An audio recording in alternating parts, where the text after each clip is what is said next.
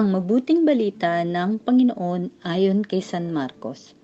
Noong panahong iyon, nagsimulang magsalita si Jesus sa mga punong saserdote, mga iskriba at matatanda ng bayan sa pamamagitan ng mga talinhaga. Sinabi niya, may isang taong nagtanim ng ubas sa kanyang bukid at binakuran niya ito.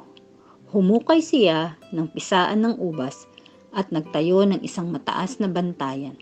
Pagkatapos, iniwan niya ang ubasan sa mga kasama at siya ay nagtungo sa ibang lupain.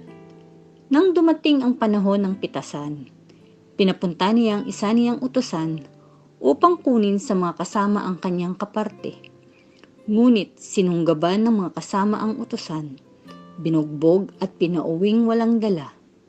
Ang may-ari nagpapunta uli ng ibang utusan. Ngunit kanilang pinukpok ito sa ulo at dinusta. Nag-utos na naman siya ng isa pa. Ngunit pinatay nila ang utosang iyon. Gayon din ang ginawa nila sa marami pang iba. May binugbog at may pinatay.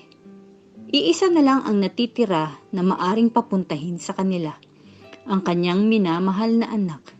Ito ang kahuli-hulihang pinapunta niya. Igagalang nila ang aking anak, wika niya sa sarili. Ngunit ang mga kasama'y nag-usap-usap. Ito ang tagapagmana. Hali kayo, patayin natin at nang mapasa atin ang kanyang mamanahin.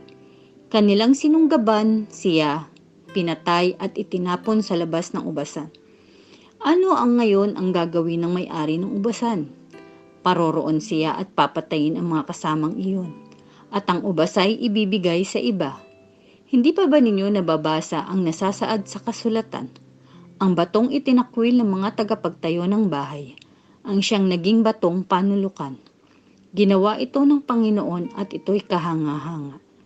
Tinangka ng mga pinuno ng mga Hudyo na dakpin si Jesus, sapagkat nahalata nilang sila ang pinatatamaan sa talinhagang iyon.